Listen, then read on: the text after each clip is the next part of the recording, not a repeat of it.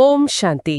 ಮನುಷ್ಯರು ತಮ್ಮ ಇಡೀ ಜೀವನವನ್ನು ಹೊರಗಿನ ಪ್ರಪಂಚದಲ್ಲಿ ಭದ್ರತೆಯನ್ನು ಕಟ್ಟಿಕೊಳ್ಳಲು ಮುಡಿಪಾಗಿಡ್ತಾರಲ್ವಾ? ಓಂ ಶಾಂತಿ. ಹೌದು, ಖಂಡಿತ. ಇದು ಪ್ರತಿಯೊಬ್ಬರ ಸಹಜ ಪ್ರವೃತ್ತಿಯಾಗಿಬಿಟ್ಟಿದೆ. ಅಂದ್ರೆ ಈಗ ಬ್ಯಾಂಕ್ ಖಾತೆ ಇರ್ಬೋದು ಅಥವಾ ದೊಡ್ಡ ಮನೆ ಇರ್ಬೋದು, ಇವೆಲ್ಲ ಭವಿಷ್ಯದಲ್ಲಿ ನಮಗೆ ನೆಮ್ಮದಿ ನೀಡ್ತಾವೆ ಅಂತ ನಾವೆಲ್ಲ ಭ್ರಮೆಯಲ್ಲಿ ಜೀವಿಸ್ತೇವೆ. ಆದರೆ ನಿಜವಾದ ಶಾಂತಿಯನ್ನು ಪಡೆಯಬೇಕಾದರೆ ಒಳಗಿನ ಜಗತ್ತಿನತ್ತ ಪಯಣಿಸಬೇಕಾಗ್ತದೆ. ಇಂದಿನ ಈ ಪರಮ ಪವಿತ್ರವಾದ ಜ್ಞಾನ ಚಿಂತನೆಯನ್ನು ಆರಂಭಿಸುವ ಮುನ್ನ ಒಂದು ಆಳವಾದ ಕಥೆಯನ್ನು ನಾವು ಸ್ಮರಿಸಿಕೊಳ್ಳೋಣ. ಖಂಡಿತ. ಈ ಆಧ್ಯಾತ್ಮಿಕ ಪಯಣಕ್ಕೆ ಕಥೆಯ ಹಿನ್ನೆಲೆ ಬಹಳ ಸೊಗಸಾಗಿರ್ತದೆ. ಒಮ್ಮೆ ಒಬ್ಬ ಮಹಾರಾಜನಿದ್ದ. ಅವನ ಬಳಿ ಅಪಾರವಾದ ಸಂಪತ್ತು ಇತ್ತು, ವಿಸ್ತಾರವಾದ ಸಾಮ್ರಾಜ್ಯ ಇತ್ತು. ಆದ್ರೆ ಅವನ ಮನಸ್ಸಿನಲ್ಲಿ ಮಾತ್ರ ಕಿಂಚಿತ್ತೂ ಶಾಂತಿ ಇರ್ಲಿಲ್ಲ. ಹೌದು, ಇದು ಇಂದಿನ ಆಧುನಿಕ ಪ್ರಪಂಚದ ಬಹುತೇಕರ ಸ್ಥಿತಿನೇ ಆಗಿದೆ ಅಲ್ವಾ? ನಿಜ. ಆ ಮಾನಸಿಕ ಶಾಂತಿಯನ್ನು ಹುಡುಕುತ್ತಾ ಆ ಅರಸ ಅರಮನೆಯನ್ನು ಬಿಟ್ಟು ದಟ್ಟವಾದ ಕಾಡಿಗೆ ಹೋದ. ಅಲ್ಲಿ ಒಬ್ಬ ಯೋಗಿಯನ್ನು ಅವನು ನೋಡದ. ಆ ಯೋಗಿಯ ಸುತ್ತಲೂ ಪ್ರಾಣಿ ಪಕ್ಷಿಗಳ ಕೂಗಿತ್ತು, ಗಾಳಿಮಳೆಯ ಅಭ್ರವಿತ್ತು. ಓಹೋ, ಅಂದ್ರೆ ಹೊರಗಡೆ ಸಾಕಷ್ಟು ಗದ್ದಲ ಇತ್ತು. ಹೌದು, ಆದ್ರೆ ಆ ಯೋಗಿಯ ಮುಖದಲ್ಲಿ ಮಾತ್ರ ವರ್ಣಿಸಲಾಗದ ಪ್ರಶಾಂತತೆ ನೆಲೆಸಿತ್ತು. ಯಾವುದೇ ಬಾಹ್ಯ ಶಬ್ದಗಳಿಲ್ಲದೆ ಕೇವಲ ಆಂತರಿಕ ಮೌನದಲ್ಲಿಯೇ ಆ ಯೋಗಿ ಪರಮಾತ್ಮನ ಜೊತೆ ಗಾಢವಾದ ಸಂಪರ್ಕವನ್ನ ಸಾಧಿಸಿದ್ದ.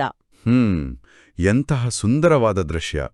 ಇದನ್ನೇ ನೋಡಿದ ಅರಸನಿಗೆ ನಿಜವಾದ ಶಾಂತಿ ಇರೋದು ಪರಿಸ್ಥಿತಿಗಳನ್ನು ನಿಯಂತ್ರಿಸುವುದರಲ್ಲ, ಬದಲಾಗಿ ಒಳಗಿನ ಮೌನವನ್ನು ಜಾಗೃತಗೊಳಿಸುವುದರಲ್ಲಿ ಅಂತ ಅರ್ಥವಾಯಿತು. ಎಂಥ ಅದ್ಭುತವಾದ ಮಾತು! ಈ ದೃಷ್ಟಾಂತ ಮನುಷ್ಯನ ಪ್ರಸ್ತುತ ಮಾನಸಿಕ ಸ್ಥಿತಿಗೆ ಕೈಗನ್ನಡಿಯಾಗಿವೆ. ಬಾಬಾ ಹೇಳ್ತಾರೆ, ಮಧುರ ಮಕ್ಕಳೇ, ಮೌನವಾಗಿರುವುದು ಸಹ ಬಹಳ ದೊಡ್ಡ ಗುಣವಾಗಿದೆ. ನೀವು ಮೌನವಾಗಿದ್ದು ತಂದೆಯನ್ನು ನೆನಪು ಮಾಡ್ತಾಯಿರಿ, ಆಗ ಬಹಳ ಸಂಪಾದನೆಯನ್ನು ಜಮಾ ಮಾಡಿಕೊಳ್ಳುವಿರಿ. ಅಂದ್ರೆ ಇಲ್ಲಿ ಕೇವಲ ಬಾಯನ್ನು ಮುಚ್ಚಿಕೊಳ್ಳುವ ಸ್ಥೂಲ ಮೌನದ ಬಗ್ಗೆ ಬಾಬಾ ಹೇಳ್ತಾ ಇಲ್ಲ ಅಲ್ವಾ? ಖಂಡಿತ ಇಲ್ಲ. ಇದು ಸಂಕಲ್ಪಗಳ ಮೌನ. ನಮ್ಮ ಮನಸ್ಸಿನಲ್ಲಿ ನಡೆಯುತ್ತಿರುವ ನೂರಾರು ವ್ಯರ್ಥ ಯೋಚನೆಗಳನ್ನು ನಿಲ್ಲಿಸಿ ಏಕಾಗ್ರತೆಯನ್ನು ಸಾಧಿಸುವ ಪ್ರಕ್ರಿಯೆ ಇದು. ಯಾವಾಗ ಮನಸ್ಸು ಸಂಪೂರ್ಣವಾಗಿ ಶಾಂತವಾಗುತ್ತದೆಯೋ ಆಗ ಮಾತ್ರ ಪರಮಪಿತನ ಜೊತೆಗಿನ ಸಂಪರ್ಕ ನಿರಂತರವಾಗಿರುತ್ತದೆ. ಒಂದು ರೀತಿಯಲ್ಲಿ ಅರ್ಥವಾಡ್ಕೊಳ್ಬೇಕು ಅಂದ್ರೆ, ನಮ್ಮ ಸ್ಮಾರ್ಟ್ಫೋನ್ನಲ್ಲಿ ಬ್ಯಾಕ್ಗ್ರೌಂಡ್ನಲ್ಲಿ 50 ಬೇರೆ ಬೇರೆ ಅಪ್ಲಿಕೇಶನ್ಗಳು ಓಡ್ತಾ ಇದ್ರೆ ಬ್ಯಾಟ್ರಿ ಹೇಗೆ ಖಾಲಿ ಆಗ್ತದೆಯೋ ಹಾಗೆ. ಹೌದು, ಸರಿಯಾದ ಹೋಲಿಕೆ. ನಮ್ಮ ಮನಸ್ಸಿನಲ್ಲಿ ಹಳೆಯ ನೆನಪುಗಳು, ಭವಿಷ್ಯದ ಚಿಂತೆಗಳು ಎಂಬ ಅಪ್ಲಿಕೇಶನ್ಗಳು ಓಡುತ್ತಿದ್ರೆ ಆತ್ಮದ ಶಕ್ತಿ ವ್ಯರ್ಥವಾಗಿ ಹರಿದು ಹೋಗ್ತದೆ. ನಿಜ. ಆ ಎಲ್ಲಾ ವ್ಯರ್ಥ ಸಂಕಲ್ಪಗಳನ್ನು ಮುಚ್ಚಿ ಕೇವಲ ಒಂದೇ ಸಂಕಲ್ಪದಲ್ಲಿ ನೆಲೆಸುವುದೇ ಮೌನ ಅಲ್ವಾ? ಆದ್ರೆ ಇಲ್ಲೊಂದು ತಾರ್ಕಿಕ ಪ್ರಶ್ನೆ ಎದುರಾಗ್ತಿದೆ. ಕೇಳಿ. ಖಂಡಿತ. ಕೇವಲ ಮೌನವಾಗಿ ಕುಳಿತು ಪರಮಾತ್ಮನನ್ನು ನೆನಪು ಮಾಡುವುದರಿಂದಲೇ ಭವಿಷ್ಯದ ದೈವಿ ರಾಜಧಾನಿ ಹೇಗೆ ನಿರ್ಮಾಣವಾಗ್ತದೆ? ಒಂದು ಸುಂದರವಾದ ಅರಮನೆಯನ್ನು ಕಟ್ಟಬೇಕಾದ್ರೆ ನಕ್ಷೆ ಬೇಕು, ಕಚ್ಚಾ ವಸ್ತುಗಳು ಬೇಕು, ನಿರಂತರವಾದ ದೈಹಿಕ ಶ್ರಮ ಬೇಕು. ಹಾಗಾದ್ರೆ ಈ ಆತ್ಮಿಕ ರಾಜಧಾನಿಯ ಸ್ಥಾಪನೆಗೂ ಮತ್ತು ಈ ಪುರುಷಾರ್ಥಕ್ಕೂ ಇರುವ ನಿಖರವಾದ ಸಂಬಂಧವೇನು? ಬಹಳ ಸೂಕ್ತವಾದ ಪ್ರಶ್ನೆ. ಲೌಕಿಕ ಜಗತ್ತಿನಲ್ಲಿ ಕಟ್ಟಡ ಕಟ್ಟಲು ಭೌತಿಕ ಶ್ರಮ ಬೇಕು. ಆದರೆ ಸತ್ಯಯುಗದ ದೈವೀ ಜಗತ್ತನ್ನು ಸ್ಥಾಪಿಸಲು ಆತ್ಮಿಕ ಶಕ್ತಿಯ ಅಗತ್ಯವಿದೆ. ಪುರುಷಾರ್ಥವಿಲ್ಲದೆ ಆ ಶಕ್ತಿ ಜಾಗೃತವಾಗುವುದಿಲ್ಲ.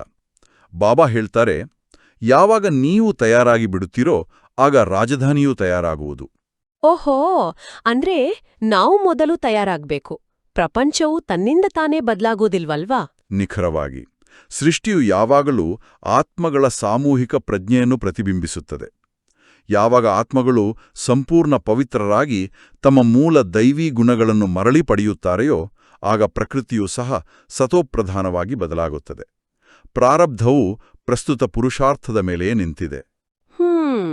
ಆದ್ರೆ ಒಂದು ವೇಳೆ ಇಡೀ ಸೃಷ್ಟಿ ನಾಟಕವು ಮೊದಲೇ ನಿರ್ಧಾರವಾಗಿದ್ರೆ, ಕಲ್ಪಕಲ್ಪದ ಪಾತ್ರವು ಮೊದಲೇ ನಿಗದಿಯಾಗಿದ್ರೆ, ಪುರುಷಾರ್ಥವನ್ನೇಕೆ ಮಾಡಬೇಕು ಎಂಬ ಗೊಂದಲ ಅನೇಕ ಆತ್ಮಗಳಿಗೆ ಕಾಡ್ತದೆ. ನಾಟಕದಲ್ಲಿ ಹೇಗಿದೆಯೋ ಹಾಗೆ ಆಗ್ತದೆ ಅಂತ ಕುಳಿತುಕೊಳ್ಬೋದಲ್ವಾ? ಈ ಗೊಂದಲವನ್ನು ಪರಿಹರಿಸಿಕೊಳ್ಳುವುದು ಬಹಳ ಮುಖ್ಯ. ವಿಧಿ ಮತ್ತು ಪುರುಷಾರ್ಥ ಇವೆರಡೂ ಒಂದಕ್ಕೊಂದು ವಿರುದ್ಧವಾಗಿಲ್ಲ. ಸಾಕಾರ ಬ್ರಹ್ಮ ಬಾಬಾರವರ ಉದಾಹರಣೆಯನ್ನು ಇಲ್ಲಿ ನಾವು ಗಮನಿಸಲೇಬೇಕು. ಭವಿಷ್ಯದಲ್ಲಿ ತಾನೇ ಶ್ರೀಕೃಷ್ಣನಾಗುತ್ತೇನೆ, ಸ್ವರ್ಗದ ಪ್ರಥಮ ಮಹಾರಾಜನಾಗುತ್ತೇನೆ ಎಂಬ ಅಚಲವಾದ ಜ್ಞಾನ ಬ್ರಹ್ಮ ಬಾಬಾರವರಿಗಿತ್ತು. ಹೌದು, ಇದು ಅವರ ನಿಗದಿತ ಪಾತ್ರವಾಗಿತ್ತು ಅಲ್ವಾ? ಖಂಡಿತ. ಹಾಗೆಂದ ಮಾತ್ರಕ್ಕೆ ಅವರು ಕರ್ಮವನ್ನು ಬಿಟ್ಟು ಸುಮ್ಮನೆ ಕುಳಿತುಕೊಳ್ಳಲಿಲ್ಲ. ಕೊನೆಯ ಉಸಿರಿನವರೆಗೂ, ಶರೀರವು ವೃದ್ಧಾವಸ್ಥೆಯಲ್ಲಿದ್ದಾಗಲೂ ಅವರು ನಿರಂತರವಾಗಿ ಪುರುಷಾರ್ಥ ಮಾಡಿದರು. ನಿಜ. ರಾತ್ರಿ ಎದ್ದು ಕುಳಿತು ವಿಶ್ವದ ಸರ್ವ ಆತ್ಮಗಳಿಗೂ ಯೋಗದ ಕಿರಣಗಳನ್ನು ನೀಡಿದರು ಅಂತ ನಾವು ಕೇಳಿದ್ದೇವೆ. ಹೌದು, ಪ್ರತಿಯೊಂದು ಕರ್ಮದಲ್ಲೂ ನಿಖರತೆ ಮತ್ತು ಪಾವನತೆಯನ್ನು ಅಳವಡಿಸಿಕೊಂಡರು. ಭವಿಷ್ಯದ ಪ್ರಾರಬ್ಧದ ಬಗ್ಗೆ 100% ವಿಶ್ವಾಸವಿದ್ದರೂ ಪುರುಷಾರ್ಥದಲ್ಲಿ ಎಂದೂ ರಾಜಿ ಮಾಡಿಕೊಳ್ಳಲಿಲ್ಲ. ಉನ್ನತ ಪುರುಷಾರ್ಥ ಮಾಡುವುದೇ ಅವರ ಪಾತ್ರವಾಗಿತ್ತು. ಅಂದ್ರೆ ನಾಟಕದ ಮೇಲೆ ಭಾರ ಹಾಕಿ ಕುಳಿತುಕೊಳ್ಳುವುದು ಅಜ್ಞಾನವಾಗುತ್ತದೆ. ನಮ್ಮ ಶ್ರೇಷ್ಠ ಪುರುಷಾರ್ಥವೇ ನಮ್ಮ ಭವಿಷ್ಯವನ್ನು ಬರೆಯುವ ಲೇಖನಿಯಾಗಿದೆ. ಹೌದು, ಮತ್ತು ಈ ಪುರುಷಾರ್ಥದ ಹಾದಿಯಲ್ಲಿ ಕೇಂದ್ರಬಿಂದುವಾಗಿರುವ ಶಬ್ದವೇ ಮನ್ಮನಾಭವ. ಜಗತ್ತಿನಲ್ಲಿ ಯಾವುದೇ ತಂದೆ ತನ್ನ ಮಕ್ಕಳಿಗೆ ನನ್ನನ್ನು ನೆನಪು ಮಾಡಿ ಅಂತ ಆದೇಶಿಸುವುದಿಲ್ಲ. ಮಕ್ಕಳಿಗೆ ತಂದೆಯ ನೆನಪು ಅತ್ಯಂತ ಸಹಜವಾಗಿರುತ್ತದೆ. ಭೌತಿಕ ಸಂಬಂಧದಲ್ಲಿ ಅದು ಸಹಜ. ಆದ್ರೆ ಪಾರಲೌಕಿಕ ತಂದೆಯು ಏಕೆ ಪದೇ ಪದೇ ನನ್ನನ್ನು ನೆನಪು ಮಾಡಿ ಅಂತ ಹೇಳಬೇಕಾಗ್ತದೆ? ಇದರ ಹಿಂದಿನ ವಿಜ್ಞಾನವನ್ನು ನಾವು ಆಳವಾಗಿ ವಿಶ್ಲೇಷಿಸಬೇಕು. ಬಾಬಾ ಹೇಳ್ತಾರೆ, ಮಕ್ಕಳೇ ನಿರಾಕಾರ ತಂದೆಯನ್ನು ಮತ್ತು ಆಸ್ತಿಯನ್ನು ನೆನಪು ಮಾಡಿ. ಲೌಕಿಕ ತಂದೆಯು ಶರೀರಕ್ಕೆ ಸಂಬಂಧಿಸಿದವರಾಗಿದ್ದಾರೆ. ಕಣ್ಣಿಗೆ ಕಾಣುವ ಸಂಬಂಧವನ್ನು ನೆನಪಿಟ್ಟುಕೊಳ್ಳಲು ಮೆದುಳಿಗೆ ಶ್ರಮ ಬೇಕಿಲ್ಲ. ಆದ್ರೆ ನಿರಾಕಾರ ತಂದೆಯನ್ನು ನೆನಪು ಮಾಡಲು ಆತ್ಮೀಕ ಪ್ರಜ್ಞೆ ಜಾಗೃತವಾಗಬೇಕು ಅಲ್ವಾ? ಹೌದು. ಕಳೆದ 63 ಜನ್ಮಗಳಿಂದ ಆತ್ಮವು ಶರೀರದ ಬಾನದಲ್ಲಿ ಅಂದ್ರೆ ದೇಹಾಭಿಮಾನದಲ್ಲಿ ಸಿಲುಕಿ ತನ್ನ ಮೂಲ ನಿರಾಕಾರ ಸ್ವರೂಪವನ್ನು ಸಂಪೂರ್ಣವಾಗಿ ಮರೆತುಬಿಟ್ಟಿದೆ. ಆತ್ಮದ ಮೇಲೆ ಅನ್ಯ ಆಕರ್ಷಣೆಗಳ ಪದರುಗಳು ಆವರಿಸಿವೆ. ಓಹೋ, ಆ ಸ್ಮೃತಿಯನ್ನು ಮರಳಿ ತರಲು ತಂದೆ ಈ ಆದೇಶವನ್ನು ನೀಡಬೇಕಾಗ್ತದಾ? ಖಂಡಿತ. ಇದು ಕೇವಲ ಒಂದು ಆಜ್ಞೆಯಲ್ಲ, ಆತ್ಮದ ಮೂಲ ಶಕ್ತಿಯನ್ನು ಬಡಿದೆಬ್ಬಿಸುವ ಪ್ರಕ್ರಿಯೆ. ಆ ಪದರಗಳನ್ನು ಅಂದ್ರೆ ಆತ್ಮದ ಮೇಲಿರುವ ಪಾಪದ ಹೊರೆಯನ್ನು ತೆಗೆದುಹಾಕಲು ಬೆಂಕಿಯ ಉದಾಹರಣೆಯನ್ನು ನೀಡಲಾಗುತ್ತದೆ. ಚಿನ್ನವನ್ನು ಬೆಂಕಿಯಲ್ಲಿ ಹಾಕಿದಾಗ ಮಾತ್ರ ಅದರೊಳಗಿನ ಕಲ್ಮಶ ದೂರವಾಗುತ್ತದೆ ಅಲ್ವಾ? ಹೌದು, ಬೆಂಕಿಯಿಂದ ಚಿನ್ನ ಶುದ್ಧವಾಗುತ್ತದೆ. ಆದ್ರೆ ಕೇವಲ ನೆನಪು ಅಥವಾ ಸಂಕಲ್ಪ ಎಂಬುದು ಬೆಂಕಿಯಾಗಿ ಹೇಗೆ ಕೆಲಸ ಮಾಡುತ್ತದೆ? ಜ್ಞಾನ ಮಾರ್ಗದಲ್ಲಿ ಇದನ್ನು ಯೋಗಾಗ್ನಿ ಅಂತ ಕರೆಯಲಾಗುತ್ತದೆ. ಇದರ ನಿಖರವಾದ ಯಾಂತ್ರಿಕತೆ ಏನು? ಯೋಗಾಗ್ನಿ ಎಂಬುದು ಕೇವಲ ಒಂದು ಅಲಂಕಾರಿಕ ಪದವಲ್ಲ, ಅದೊಂದು ವೈಜ್ಞಾನಿಕ ಪ್ರಕ್ರಿಯೆ. ಬಾಬಾ ಹೇಳ್ತಾರೆ, ನನ್ನನ್ನು ನೆನಪು ಮಾಡಿದರೆ ತುಕ್ಕು ಬಿಟ್ಟು ಹೋಗುವುದು. ಇದಕ್ಕೆ ಯೋಗಾಗ್ನಿ ಎಂದು ಹೇಳಲಾಗುತ್ತದೆ. ಇದನ್ನ ಅರ್ಥ ಮಾಡಿಕೊಳ್ಳಲು ಶಕ್ತಿಯ ಕಂಪನಗಳನ್ನು ನಾವು ಗಮನಿಸಬೇಕು. ಅಂದ್ರೆ ವೈಬ್ರೇಷನ್ಸ್ ಬಗ್ಗೆ ಹೇಳ್ತಾ ಇದ್ದೀರಾ? ಹೌದು.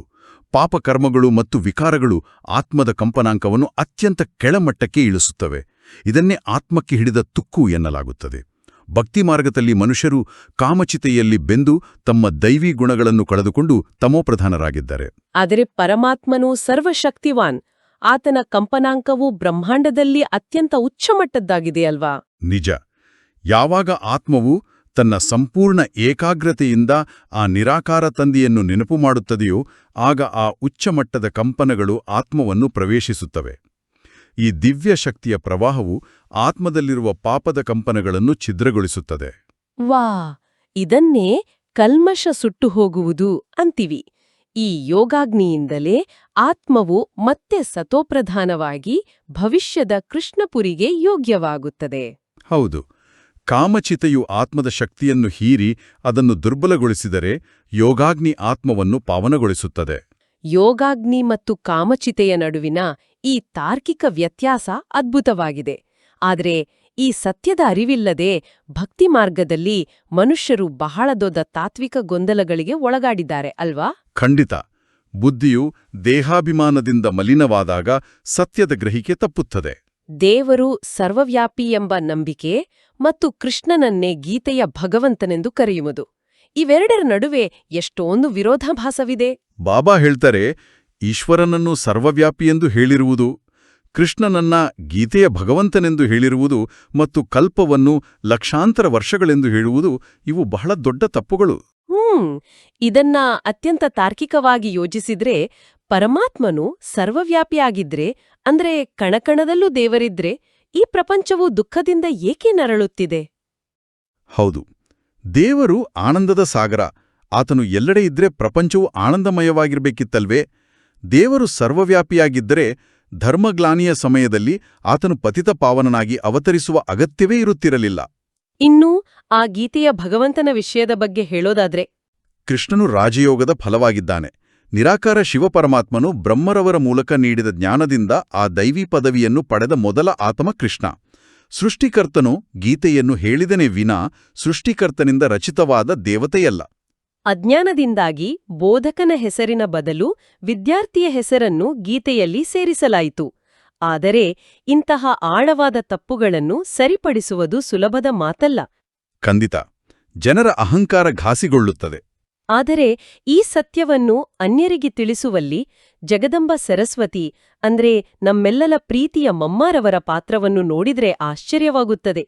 ಮಮ್ಮಾರವರು ಈ ಸತ್ಯವನ್ನು ಹೇಗೆ ಅಷ್ಟು ಸುಲಭವಾಗಿ ಮುಟ್ಟಿಸುತ್ತಿದ್ದರು?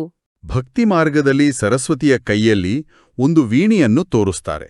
ಆದರೆ ವಾಸ್ತವದಲ್ಲಿ ಮಮ್ಮಾರವರ ಕೈಯಲ್ಲಿ ಯಾವುದೇ ಮರದ ವೀಣೆ ಇರಲಿಲ್ಲ. ಬಾಬಾರವರ ಜ್ಞಾನವನ್ನು ಅರಗಿಸಿಕೊಂಡು ಮಮ್ಮಾರವರು ನುಡಿಸುತ್ತಿದ್ದ ಆ ಜ್ಞಾನ ಮುರಳಿ ಅತ್ಯಂತ ದೊಡ್ಡ ವೀಣೆಯಾಗಿತ್ತು.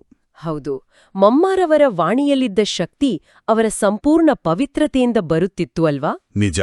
ಯಾರಾದರೂ ಎಷ್ಟೇ ಕಠಿಣವಾದ ವಿರೋಧಾಭಾಸದ ಪ್ರಶ್ನೆಗಳನ್ನು ಕೇಳಿದರೂ ಮಮ್ಮಾರವರು ಎಂದೂ ವಾದವಿವಾದಕ್ಕೆ ಇಳಿಯುತ್ತಿರಲಿಲ್ಲ. ಅವರ ಮಾತಿನಲ್ಲಿ ಎಷ್ಟೊಂದು ಮಧುರತೆ ಇತ್ತು ಎಂದರೆ ಅದು ನೇರವಾಗಿ ಕೇಳುಗರ ಬುದ್ಧಿಗೆ ನಾಟುತ್ತಿತ್ತು. ಮನುಷ್ಯರ ಅಹಂಕಾರವನ್ನು ಕೆಣಕದೆ ಅಜ್ಞಾನದ ಅಂಧಕಾರವನ್ನು ದೂರ ಮಾಡುತ್ತಿತ್ತು. ಜ್ಞಾನವನ್ನು ವಾದವಾಗಿರದೆ ನಾದವಾಗಿ ಹರಿಸಿದ ಮಮ್ಮಾರವರ ಆ ಕಲೆ ನಿಜಕ್ಕೂ ಅದ್ಭುತ. ಈಗ ಮತ್ತೊಂದು ಗಹನವಾದ ವಿಚಾರವನ್ನು ಪರಿಶೀಲಿಸೋಣ. ಭಕ್ತಿ ಮಾರ್ಗದಲ್ಲಿ ಹಂ ಸೋಹಂ ಎಂಬ ಮಂತ್ರವನ್ನು ಜಪಿಸುತ್ತಾರೆ. ತಾವು ಪರಮಾತ್ಮನಲ್ಲಿ ಲೀನವಾಗ್ತೇವೆ ಅಂತ ನಂಬುತ್ತಾರೆ. ಹೌದು, ಇದು ಬಹಳ ಪ್ರಚಲಿತವಾಗಿರುವ ನಂಬಿಕೆ. ಅಷ್ಟೇ ಅಲ್ಲ, ಈ ಆಧ್ಯಾತ್ಮಿಕ ಶುದ್ಧಿಯನ್ನು ಸಾಧಿಸಲು ಗೃಹಸ್ಥ ವ್ಯವಹಾರವನ್ನು ತ್ಯಜಿಸಿ ಸನ್ಯಾಸಿಗಳಾಗಬೇಕು ಎಂಬ ದೃಢವಾದ ನಂಬಿಕೆಯೂ ಇದೆ. ನಾಟಕದ ನಿಯಮಗಳ ಪ್ರಕಾರ ಇದರ ಸತ್ಯಾಸತ್ಯತೆ ಏನು? ನಾಟಕದ ನಿಯಮಗಳನ್ನು ಅರ್ಥ ಮಾಡಿಕೊಂಡ್ರೆ ಈ ನಂಬಿಕೆಗಳ ಹಿಂದಿರುವ ಅಜ್ಞಾನ ಸ್ಪಷ್ಟವಾಗುತ್ತದೆ. ಬಾಬಾ ಹೇಳುತ್ತಾರೆ, ಆತ್ಮವೇ ಪರಮಾತ್ಮನಾಗಲು ಸಾಧ್ಯವಿಲ್ಲ. ಆತ್ಮಗಳು ಮತ್ತು ಪರಮಾತ್ಮ ಇಬ್ಬರೂ ನಿರಾಕಾರ ಜ್ಯೋತಿಗಳೇ ಆದರೂ ಅವರ ಪಾತ್ರಗಳು ಬೇರೆ. ಪರಮಾತ್ಮನು ಜನನ ಮರಣಗಳ ಚಕ್ರದಿಂದ ಮುಕ್ತನಾಗಿದ್ದಾನೆ ಅಲ್ವಾ? ಹೌದು, ಆದರೆ ನಾವು ಆತ್ಮರು 84 ಜನ್ಮಗಳ ಚಕ್ರದಲ್ಲಿ ಬರಲೇಬೇಕು. ಸೋ ಹಂ ಎಂಬುದರ ವಾಸ್ತವಿಕ ಅರ್ಥವೆಂದರೆ ನಾವೇ ಸತ್ಯಯುಗದಲ್ಲಿ ದೇವತೆಗಳಾಗಿದ್ದೆವು, ನಾವೇ ತ್ರೇತಾಯುಗದಲ್ಲಿ ಕ್ಷತ್ರಿಯರಾದೆವು, ದ್ವಾಪರ ಕಲಿಯುಗಗಳಲ್ಲಿ ಪೂಜಾರಿಗಳಾದೆವು ಮತ್ತು ಈಗ ಪುನಃ ಬ್ರಾಹ್ಮಣರಾಗಿ ದೇವತೆಗಳಾಗುತ್ತಿದ್ದೇವೆ. ಇದು ನಮ್ಮದೇ ಚಕ್ರದ ಸ್ಮೃತಿಯಾಗಿದೆ. ಇನ್ನು ಆ ಸನ್ಯಾಸದ ವಿಷಯಕ್ಕೆ ಬಂದ್ರೆ ಕಾಡಿಗೆ ಓಡಿ ಹೋಗುವುದು ರಾಜಯೋಗವಲ್ಲ ಅಂತ ಬಾಬಾ ಸ್ಪಷ್ಟಪಡಿಸಿದ್ದಾರೆ. ಖಂಡಿತ. ಬಾಬಾ ಹೇಳ್ತಾರೆ, ಗೃಹಸ್ಥ ವ್ಯವಹಾರದಲ್ಲಿರುತ್ತಾ ನನ್ನೊಬ್ಬನನ್ನೇ ನೆನಪು ಮಾಡಿ. ಜವಾಬ್ದಾರಿಗಳಿಂದ ಓಡಿ ಹೋಗುವುದು ಹೇಡಿತನವಾಗುತ್ತದೆ. ಆದ್ರೆ ಇಂದಿನ ಪ್ರಾಯೋಗಿಕ ಜಗತ್ತಿನಲ್ಲಿ ಬಿಲ್లుಗಳನ್ನು ಕಟ್ಟುತ್ತಾ, ಕಚೇರಿಯ ಒತ್ತಡಗಳನ್ನು ನಿಭಾಯಿಸುತ್ತಾ, ಕುಟುಂಬದ ಜವಾಬ್ದಾರಿಗಳ ಮಧ್ಯೆ ನಿರ್ಲೇಪವಾಗಿರುವುದು ಹೇಗೆ ಸಾಧ್ಯ? ಕಸರಿನಲ್ಲಿರುವ ಕಮಲದ ಹೂವಿನ ಉದಾಹರಣೆ ನೀಡುತ್ತಾರೆ. ಆದರೆ ಆ ಸ್ಥಿತಿಯನ್ನು ವಾಸ್ತವದಲ್ಲಿ ಜೀವಿಸಿದವರು ಯಾರು? ಈ ಪ್ರಶ್ನೆಗೆ ನಮ್ಮ ಹಿರಿಯ ದಾದೀಜಿಯವರ ಜೀವನವೇ ನೇರವಾದ ಉತ್ತರವಾಗಿದೆ. ಅವರು ಸಾವಿರಾರು ಕಾರ್ಯಗಳ ಮಧ್ಯೆ ಇಡೀ ವಿಶ್ವದಾದ್ಯಂತ ಹಬ್ಬಿರುವ ಸಂಘಟನೆಯ ಅಪಾರ ಜವಾಬ್ದಾರಿಗಳನ್ನು ನಿಭಾಯಿಸುತ್ತಿದ್ದರು. ಹೌದು, ಪ್ರತಿದಿನ ಲೆಕ್ಕವಿಲ್ಲದಷ್ಟು ನಿರ್ಧಾರಗಳು, ನೂರಾರು ಜನರ ಭೇಟಿ ಇರುತ್ತಿತ್ತು. ಆದರೂ ಅವರ ಸ್ವಸ್ಥಿತಿ ಎಂದೂ ಕದಲಲಿಲ್ಲ. ಇದರ ರಹಸ್ಯವೇನೆಂದರೆ ಅವರು ಕರ್ಮಾತೀತ ಸ್ಥಿತಿಯನ್ನು ಕರಗತ ಮಾಡಿಕೊಂಡಿದ್ರು. ಕರ್ಮಾತೀತ ಸ್ಥಿತಿ ಎಂದರೆ ಕರ್ಮವನ್ನು ಬಿಡುವುದಲ್ಲ, ಬದಲಾಗಿ ಕರ್ಮವನ್ನು ಮಾಡುತ್ತಿದ್ದರೂ ನಾನು ಮಾಡುತ್ತಿದ್ದೇನೆ ಎಂಬ ಅಹಂಕಾರದ ಬಂಧನಕ್ಕೆ ಸಿಲುಕದಿರುವುದು. ಅಂದ್ರೆ ದಾದೀಜಿಯವರು ಸದಾ ನಿಮಿತ್ತ ಭಾವದಲ್ಲಿ ಇರ್ತಿದ್ರು ಅಲ್ವಾ? ನಿಖರವಾಗಿ. ನಾನು ಕೇವಲ ಒಂದು ಉಪಕರಣ, ಮಾಡಿಸುವನು ಪರಮಾತ್ಮ ಎಂಬ ಆಳದ ಅರಿವು ಅವರಲ್ಲಿತ್ತು. ಈ ನಿಮಿತ್ತ ಭಾವವೇ ಅವರನ್ನು ಬಂಧನ ಮುಕ್ತರನ್ನಾಗಿ ಮಾಡಿತು. ವಾವ್! ನಿಮಿತ್ತ ಭಾವದಿಂದ ವಿಜಯಾಗುವ ಕಲೆ ಅತ್ಯಂತ ಶ್ರೇಷ್ಠ. ಈ ನಿಮಿತ್ತ ಭಾವವನ್ನು ಕೇವಲ ಬೌದ್ಧಿಕವಾಗಿ ಅರ್ಥಮಾಡಿಕೊಂಡ್ರೆ ಸಾಲದು, ಅದನ್ನು ಅನುಭವಿಸಲು ಆಳವಾದ ಮಾನಸಿಕ ಮೌನದ ಅವಶ್ಯಕತೆಯಿದೆ. ಇಲ್ಲಿಯವರೆಗೂ ನಾವು ಚರ್ಚಿಸಿದ ಆ ಯೋಗಾಗ್ನಿಯ ರಹಸ್ಯವನ್ನು ನಾವೆಲ್ಲರೂ ಈಗ ವಾಸ್ತವಿಕವಾಗಿ ಅನುಭವಿಸೋಣ. ಆತ್ಮಿಕ ಸಹೋದರರಿಗೆ ಆ ಮಾರ್ಗದರ್ಶನ ನೀಡಿ. ಖಂಡಿತ. ಜ್ಞಾನವು ಅನುಭವವಾಗಿ ಪರಿವರ್ತನೆಯಾದಾಗ ಮಾತ್ರವೇ ಆತ್ಮದಲ್ಲಿ ಶಕ್ತಿಯು ಸಂಚಯವಾಗುತ್ತದೆ. ಎಲ್ಲರೂ ತಮ್ಮ ಬುದ್ಧಿಯನ್ನು ಈ ಬಾಹ್ಯ ಪ್ರಪಂಚದಿಂದ, ಶಬ್ದದ ಜಗತ್ತಿನಿಂದ ಸಂಪೂರ್ಣವಾಗಿ ಹಿಂತೆಗೆದುಕೊಳ್ಳೋಣ. ಕೇವಲ ಮೌನ ದೇಹವನ್ನು ಸಂಪೂರ್ಣವಾಗಿ ಸುಲಿಲಗೊಳಿಸುತ್ತಾ ನನ್ನ ಗಮನವನ್ನು ಬಾಹ್ಯ ಪರಿಸ್ಥಿತಿಗಳಿಂದ ಒಳಗಿನತ್ತ ಹರಿಸುತ್ತಿದ್ದೇನೆ. ನಾನು ಈ ಭೌತಿಕ ಶರೀರವಲ್ಲ, ಮೂಳೆ ಮಾಂಸಗಳ ಈ ದೇಹವನ್ನು ನಡೆಸುತ್ತಿರುವ ಒಂದು ಚೈತನ್ಯ ಶಕ್ತಿ. ನಾನು ಆತ್ಮ. ಒಂದು ಹೊಳೆಯುವ ಬಿಂದು. ನನ್ನ ಭ್ರುಕುಟಿಯ ಮಧ್ಯದಲ್ಲಿ ಒಂದು ಅತ್ಯಂತ ಪ್ರಕಾಶಮಾನವಾದ ಹೊಳೆಯುವ ನಕ್ಷತ್ರವನ್ನು ನಾನು ನೋಡುತ್ತಿದ್ದೇನೆ. ಅದೇ ನನ್ನ ನಿಜವಾದ ಸ್ವರೂಪ. ನಾನೊಂದು ದಿವ್ಯ ಜ್ಯೋತಿ, ನಾನೊಂದು ಶಾಂತ ಸ್ವರೂಪ ಆತ್ಮ. ನನ್ನ ಮೂಲ ಪ್ರಕೃತಿಯೇ ಶಾಂತಿಯಾಗಿದೆ. ಎಂತಹ ಪ್ರಶಾಂತತೆ! ಈಗ ನಾನು ಆತ್ಮ, ಈ ಆಕಾಶ, ಸೂರ್ಯ, ಚಂದ್ರ, ನಕ್ಷತ್ರಗಳನ್ನು ದಾಟಿ ಈ ಶಬ್ದದ ಪ್ರಪಂಚದಿಂದ ಬಹುದೂರ ಮೇಲಕ್ಕೆ ಪ್ರಯಾಣ ಬೆಳೆಸುತ್ತಿದ್ದೇನೆ. ಒಂದು ದಿವ್ಯವಾದ, ಪ್ರಶಾಂತವಾದ, ಕೆಂಪು ಬಂಗಾರದ ಬೆಳಕಿನ ಪ್ರಪಂಚದ ಕಡೆಗೆ. ಇದು ನನ್ನ ಒಲವಿನ ಮನೆ, ಪರಮಧಾಮ. ನಮ್ಮ ನಿಜವಾದ ಶಾಂತಿಯ ಮನೆ. ಅಲ್ಲಿ ಆ ಶಾಂತಿಯ ಸಾಗರದಲ್ಲಿ ನನ್ನ ಪರಮಪಿತ ಜ್ಞಾನಸಾಗರ ಶಿವಬಾಬಾರವರು ಬೆಳಗುತ್ತಿದ್ದಾರೆ. ಅವರು ನನ್ನ ಆತ್ಮಿಕ ತಂದೆ. ಸಾವಿರಾರು ಸೂರ್ಯರ ಪ್ರಕಾಶದಂತೆ ಹೊಳೆಯುವ ಆ ಪರಮಜ್ಯೋತಿಯಿಂದ ದಿವ್ಯವಾದ ಕಿರಣಗಳು ಹೊರಹೊಮ್ಮುತ್ತಿವೆ. ಬಾಬಾರವರ ಆ ಪ್ರೀತಿಯ ಕಿರಣಗಳು, ಬಾಬಾರವರ ಆ ಪವಿತ್ರತೆಯ ಕಿರಣಗಳು ನೇರವಾಗಿ ನನ್ನ ಮೇಲೆ ಬೀಳುತ್ತಿವೆ. ಇದು ಯೋಗಾಗ್ನಿ. ಈ ದಿವ್ಯ ಅಗ್ನಿಯಲ್ಲಿ ನನ್ನ ಜನ್ಮಾಂತರದ ಪಾಪಗಳು, ಅನೇಕ ಜನ್ಮಗಳ ವಿಕಾರಗಳ ತುಕ್ಕು ಸಂಪೂರ್ಣವಾಗಿ ಭಸ್ಮವಾಗುತ್ತಿದೆ. ಆತ್ಮವು ಸಂಪೂರ್ಣವಾಗಿ ಶುದ್ಧವಾಗುತ್ತಿದೆ. ಆತ್ಮ ಸಂಪೂರ್ಣ ಹಗುರವಾಗುತ್ತಿದೆ. ನಾನು ಸಂಪೂರ್ಣ ಸತೋಪ್ರಧಾನವಾಗಿ ದೈವೀ ಗುಣಗಳಿಂದ ಸಂಪನ್ನನಾಗುತ್ತಿದ್ದೇನೆ. ತಂದೆಯ ಅನಂತ ಪ್ರೀತಿಯ ಅಲೆಗಳಲ್ಲಿ ನಾನು ತೇಲುತ್ತಿದ್ದೇನೆ. ಮನಸ್ಸಿನಲ್ಲಿ ಸಂಪೂರ್ಣ ಮೌನ, ಯಾವುದೇ ವ್ಯರ್ಥ ಸಂಕಲ್ಪಗಳಿಲ್ಲ. ಕೇವಲ ಆನಂದ ಮತ್ತು ಪ್ರಶಾಂತತೆಯ ಅದ್ಭುತ ಅನುಭವ. ಈ ಶಾಂತಿ, ಈ ಪವಿತ್ರತೆಯ ಶಕ್ತಿಯೊಡನೆ ಪುನಃ ಕರ್ಮಕ್ಷೇತ್ರಕ್ಕೆ ಮರಳುತ್ತಿದ್ದೇನೆ. ಓಂ ಶಾಂತಿ. ಓಂ ಶಾಂತಿ. ಎಂತಹ ದಿವ್ಯವಾದ ಹಗುರವಾದ ಅನುಭವ! ಈ ಯೋಗಾಗ್ನಿಯಲ್ಲಿ ಮನಸ್ಸು ಸಂಪೂರ್ಣವಾಗಿ ಶುದ್ಧವಾದಂತೆ, ದೈನಂದಿನ ಜಂಜಾಟಗಳಿಂದ ಮುಕ್ತವಾದಂತೆ ಭಾಸವಾಗುತ್ತಿದೆ ಅಲ್ವಾ? ಹೌದು, ಇದೇ ನಿಜವಾದ ಆತ್ಮಿಕ ಸಂಪಾದನೆ. ಜ್ಞಾನಸಾಗರನ ಈ ಮಧುರವಾದ ಪಯಣದ ಅಂತ್ಯದಲ್ಲಿ ದೈನಂದಿನ ಪುರುಷಾರ್ಥಕ್ಕಾಗಿ ತಂದೆಯು ನೀಡಿರುವ ಆ ದಿವ್ಯ ವರದಾನ ಮತ್ತು ಸ್ಲೋಗನ್ ಅನ್ನು ನಾವೆಲ್ಲರೂ ಆಲಿಸೋಣ. ಬಾಬಾರವರ ವರದಾನವು ನಮ್ಮ ಆಧ್ಯಾತ್ಮಿಕ ಪಯಣಕ್ಕೆ ರಕ್ಷಾ ಕವಚವಾಗಿದೆ. ಬಾಬಾ ಹೇಳುತ್ತಾರೆ, ವರದಾನ ಮನಮತ ಪರಮತವನ್ನು ಸಮಾಪ್ತಿಗೊಳಿಸಿ ಶ್ರೀಮತದಂತೆ ನಡೆಯುವ ಮೂಲಕ ಪದುಮಗಳಷ್ಟು ಸಂಪಾದನೆಯನ್ನು ಜಮಾ ಮಾಡಿಕೊಳ್ಳುವಂತಹ ಪದುಮ ಭಾಗ್ಯಶಾಲಿ ಭವ. ಇದರ ಅರ್ಥ ಬಹಳ ಸ್ಪಷ್ಟವಾಗಿದೆ.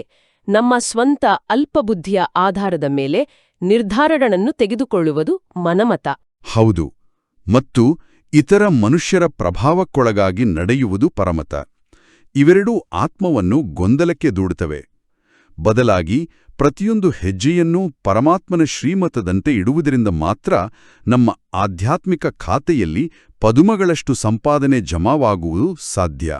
ಅಂದ್ರೆ ಶ್ರೀಮತವೆಂದರೆ ಒಂದು ನಿಖರವಾದ ಆಧ್ಯಾತ್ಮಿಕ ಜಿಪಿಎಸ್ ಇದ್ದಂತೆ.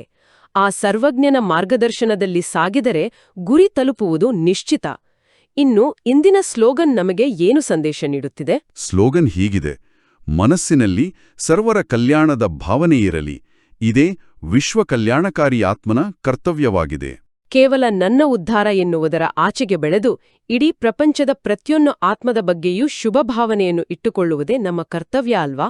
ಖಂಡಿತ, ಇದೇ ಶ್ರೇಷ್ಠವಾದ ಸ್ಥಿತಿ. ಈ ಜ್ಞಾನ ಚಿಂತನೆಯನ್ನು ಮುಕ್ತಾಯಗೊಳಿಸುವ ಮುನ್ನ ಇಂದಿನ ಅವ್ಯಕ್ತ ಸೂಚನೆಯ ಬಗ್ಗೆಯೂ ನಾವು ಮನನ ಮಾಡಿಕೊಳ್ಳಬೇಕು. ಹೌದು, ಬಾಬಾ ಹೇಳುತ್ತಾರೆ, ಪರಿಸ್ಥಿತಿ ಸಂದರ್ಭಗಳು ಎಂಥದೇ ಆಗಿರಲಿ, ನಿಮ್ಮ ನಿಶ್ಚಯದ ತಳಪಾಯವನ್ನು ಬಲಗೊಳಿಸಿ ಸದಾ ನಿರ್ಭಯ ಮತ್ತು ನಿಶ್ಚಿಂತರಾಗಿರಿ. ಇದು ನಮಗೆಲ್ಲರಿಗೂ ಒಂದು ಆಳವಾದ ಎಚ್ಚರಿಕೆ ಮತ್ತು ಆಶೀರ್ವಾದ ಎರಡೂ ಆಗಿದೆ. ಅಂದ್ರೆ ವಾಸ್ತವಿಕ ಜೀವನದಲ್ಲಿ ಎಂತಹದ್ದೇ ಬಿರುಗಾಳಿ ಬರಬಹುದು ಅಲ್ವಾ? ಖಂಡಿತ. ಬಾಹ್ಯ ಪ್ರಪಂಚದ ದೃಷ್ಟಿಯಲ್ಲಿ ಅಥವಾ ಬೇರೆಯವರ ಕಣ್ಣಿನಲ್ಲಿ ಒಂದು ಆತ್ಮವು ಸೋತಿದೆ ಎಂದು ಅನಿಸಬಹುದು. ಆದರೆ ಎಂತಹದ್ದೇ ಬಿಕ್ಕಟ್ಟಿನ ಪರಿಸ್ಥಿತಿಗಳ ಮಧ್ಯೆಯೂ ಆತ್ಮದ ಸ್ವಸ್ಥಿತಿ ಅಚಲವಾಗಿದ್ರೆ, ಪರಮಾತ್ಮನ ಮೇಲಿನ ನಂಬಿಕೆಯ ತಳಪಾಯ ದೃಢವಾಗಿದ್ರೆ, ಅದು ಸೋಲಲ್ಲ. ಆ ಆಂತರಿಕ ಶಕ್ತಿಯಿಂದ ಸದಾ ವಿಜಯಿಯಾಗಿದ್ದೇವೆ ಎಂಬ ನಂಬಿಕೆಯೇ ವಾಸ್ತವಿಕ ವಿಜಯವಾಗಿದೆ. ಈ ನಿರ್ಭಯ ಸ್ಥಿತಿಯೇ ಆಧ್ಯಾತ್ಮಿಕ ಸಾಧನೆಯ ಪರಾಕಾಷ್ಠೆ. ಹೌದು, ಹೊರಗಿನ ಪ್ರಪಂಚದ ಅಬ್ಬರಗಳು ಎಷ್ಟೇ ಜೋರಾಗಿದ್ರೂ ಒಳಗಿನ ಮೌನದಲ್ಲಿಯೇ ನಿಜವಾದ ವಿಜಯ ಅಡಗಿದೆ ಎಂಬುದನ್ನು ಈ ಜ್ಞಾನ ಸ್ಪಷ್ಟಪಡಿಸಿದೆ. ನಿಜವಾದ ಶಕ್ತಿ ಎಂದರೆ ಜೋರಾಗಿ ಕಿರುಚುವುದಲ್ಲ, ಬದಲಾಗಿ ಯಾವುದೇ ಬಿರುಗಾಳಿಗೂ ಕದಲದ ಆಳವಾದ ಆಂತರಿಕ ಮೌನವನ್ನು ಸಾಧಿಸುವುದು ಎಂಬ ಪ್ರಚೋದನಾತ್ಮಕ ಚಿಂತನೆಯೊಂದಿಗೆ ಇಂದಿನ ಈ ಪಯಣವನ್ನು ಮುಕ್ತಾಯಗೊಳಿಸೋಣ. ನಿಶ್ಚಯವಾಗಿಯೂ ಪರಮಪಿತನ ಈ ದಿವ್ಯವಾಣಿಯನ್ನು ಸದಾ ನಮ್ಮ ಸ್ಮೃತಿಯಲ್ಲಿರಿಸಿಕೊಳ್ಳೋಣ. ಪ್ರತಿಯೊಂದು ಕರ್ಮದಲ್ಲಿಯೂ ತಂದೆಯ ಜೊತೆಗಿನ ಆ ನಿರಂತರ ಒಡನಾಟ ಸದಾ ಹಸಿರಾಗಿರ್ಲಿ. ಈ ಆಳವಾದ ಜ್ಞಾನ ಪ್ರವಾಸದಲ್ಲಿ ಪಾಲ್ಗೊಂಡ ಸರ್ವ ಆತ್ಮಿಕ ಸಹೋದರ ಸಹೋದರಿಯರಿಗೂ ಅನಂತ ಕೃತಜ್ಞತೆಗಳು. ಮತ್ತೆ ಮುಂದಿನ ಜ್ಞಾನ ಚಿಂತನೆಯೊಂದಿಗೆ ಭೇಟಿಯಾಗೋಣ. ಓಂ ಶಾಂತಿ. ಸರ್ವರಿಗೂ ಬಾಬಾರವರ ಅನಂತ ಪ್ರೀತಿ ಮತ್ತು ಆಶೀರ್ವಾದಗಳು. ಓಂ ಶಾಂತಿ.